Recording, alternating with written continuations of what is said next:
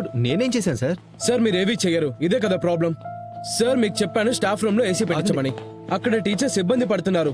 కనీసం ఫ్యాన్ కూడా సరిగ్గా పనిచేయడం లేదు. మీరు పెట్టించారా? లేదు. అలాగే సార్ రూమ్ నెంబర్ 2 అక్కడ దీపావళికి పెయింటింగ్ చేయించాల్సింది, ఇంతవరకు చేయించలేదు. ఇక ఈ రోజు ప్రొజెక్టర్ నేను మీకు కుల్దీప్ కి చెప్పి కొత్త తెప్పించమని చెప్పాను. మీరు తనకి డబ్బులే ఇవ్వలేదు.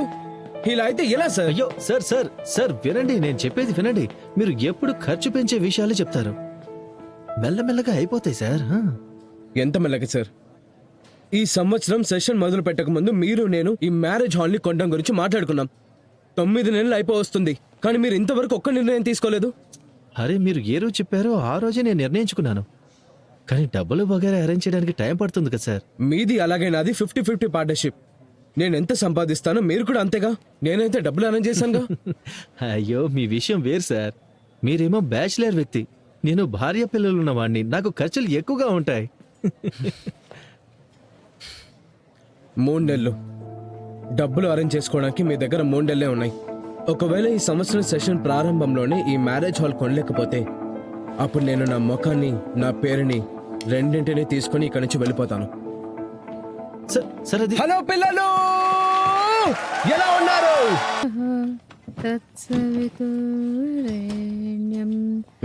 12:45.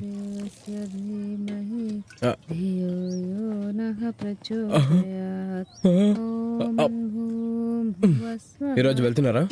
నీ ప్రోగ్రామ్ చూడడం కోసమే వచ్చాను. చూసేసాను, ఈ రోజు వెళ్తున్నాను. ప్రోగ్రామా? చాలా పనుంది. మమ్మీ ఆ పింక్ కలర్ స్వెటర్ ఎక్కడుంది? అక్కడ టేబుల్ మీద పెట్టుంది, తీసుకో. ప్రోగ్రామ్ అంటుంది. ఇదిగో ఆను. నేను ఇంకా మొహాన్ని కూడా కడగలేదు. ఛీ, పొద్దున్నే లేవగానే ముందు బ్రష్ చేసుకోమని నీకెన్నిసార్లు చెప్పాలి? ఇదిగోండి ప్రసాదం. అసలు ఇప్పుడు నీళ్ళెందుకు తాగుతున్నావు నువ్వు? ఆరోగ్యానికి ప్రయోజకరమైందమ్మా.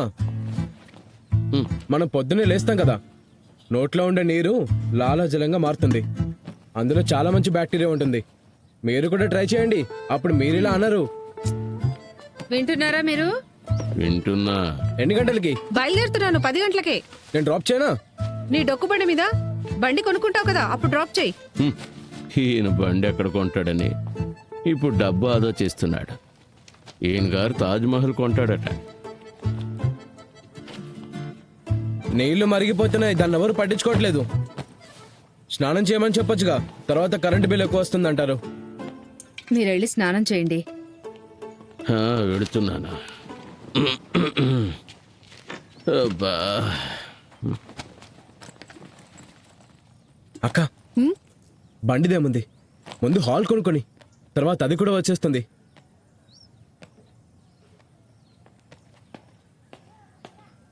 నేను చెప్పేది విను.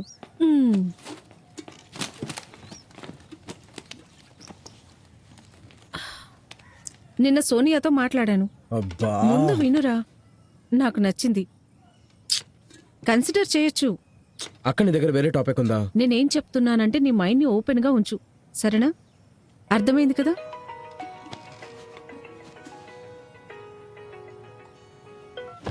హలో మమ్మీ టిఫిన్ వడ్డించు. రా, పెడతాను. ఏంటి?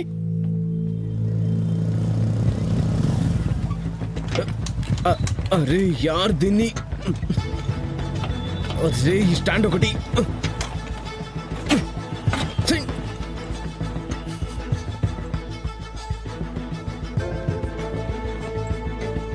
పక్క జరగండి, జరగండి పిల్లలు, జరగండి, కొంచెం జరగండి, జరగండి.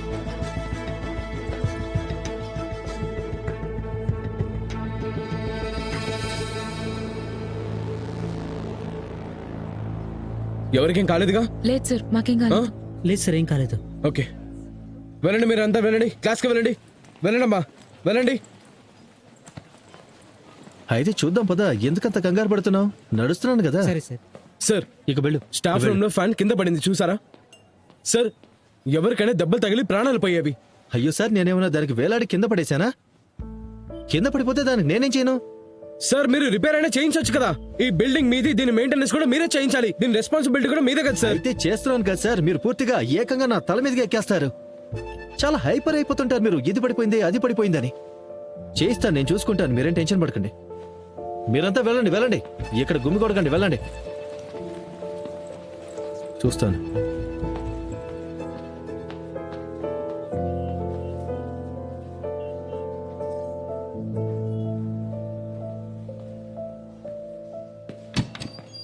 ఏం చెప్పినా దాటేస్తూ ఉంటాడు. తమాషా అనుకుంటున్నాడు అసలు. వీడు అసలు మీరెప్పుడు వచ్చారు? నేను మిమ్మల్ని చూడలేదు. పేపర్ ఎక్కడికి వెళ్ళింది? ఇది ఇక్కడే ఉండాలిగా. సార్ మీరు ఎక్కడికి వెళ్తున్నారు? ఇది మీ క్యాబినే. అది కాదు, అది నాకు క్లాస్ ఉంది కదా, అందుకే. ఈ టైంలో ఏం క్లాస్ ఉంది? సార్ కూర్చోవచ్చు కదా.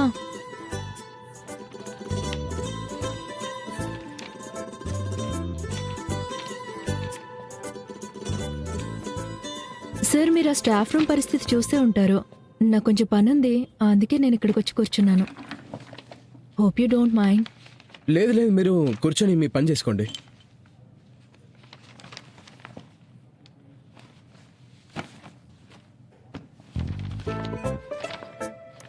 సార్ మీరు ఎప్పుడైనా నేను క్లాస్ చెప్పడం చూసారా? ఏంటి? నేను క్లాస్ చాలా చెత్తగా చెప్తానా? లేదు లేదు, అలా ఎవరు చెప్పారు మీకు? అయితే మరి మ్యాటర్ ఏంటి? మీరు నాతో సరిగ్గా మాటే మాట్లాడరు, నా వంక చూడనైనా చూడరు. ఏదైనా ఇష్యూ ఉందా? లేదు, అలాంటిది ఏమీ లేదు. నేను మాట్లాడుతూనే ఉంటాగా. సార్ దీనికి నా దగ్గర ఒక సొల్యూషన్ ఉంది. Let's break dice. Let's go on a coffee date.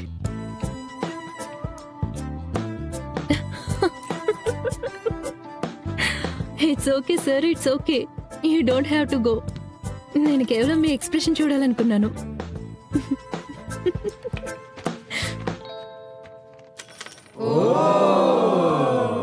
అద్భుతం కదా. ఈ అద్భుతాన్ని ఎనర్షియా అంటారు. ఏమంటారు?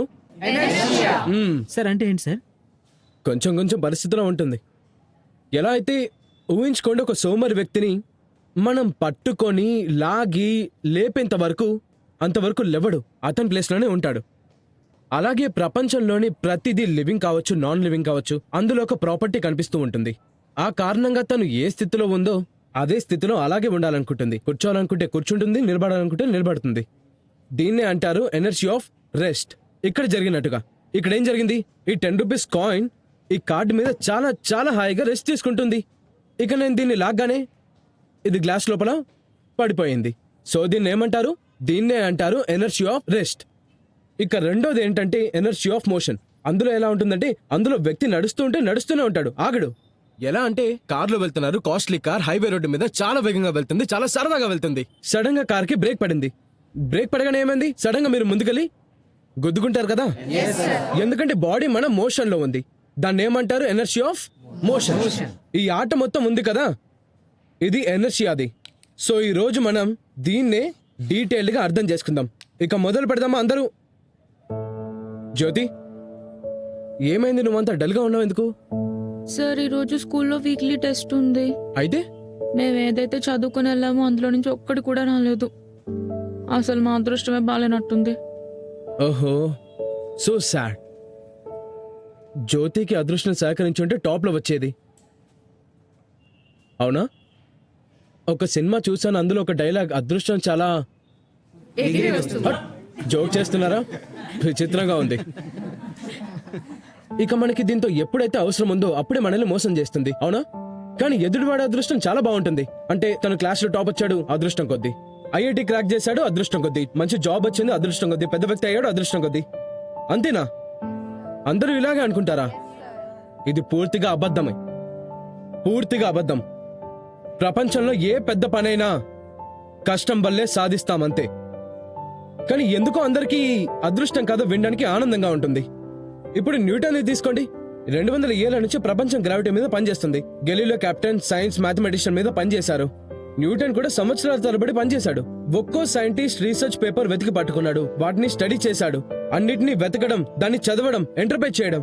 కానీ ఏం కదల్లారంటే అదృష్టం చూడండి. న్యూటన్ గారు తోటకెళ్లి విశ్రాంతి తీసుకుంటున్నారు, అప్పుడు ఆపిల్ కింద పడింది. ఆయనకి గ్రావిటీ గురించి తెలిసిందని. ఇది పూర్తిగా కట్టు కదా. కానీ జనాలదేముంది? అదృష్టం మీద కథలంటే చాలా ఇష్టం. అంటే సార్ న్యూటన్ యాపిల్ గురించి చెప్పిన కథ అబద్ధమా? చూడండి, నిజమో లేదో అబద్ధమో అది నేను మీ విజ్ఞాత మీదే వదిలేస్తున్నా.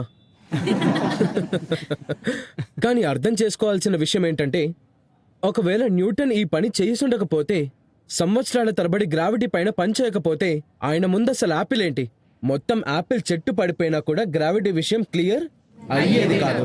విషయం అర్థమైందా? దీని గురించి మంచి కవిత గుర్తొచ్చింది, వింటారా? Thank you. చేతి రేఖల్ని పట్టించుకోకు గాలిబ్, చేతి రేఖల్ని పట్టించుకోకు గాలిబ్. ఎవరికైతే చేతులు కూడా ఉండవో వాళ్ళకు కూడా అదృష్టం ఉంటుంది.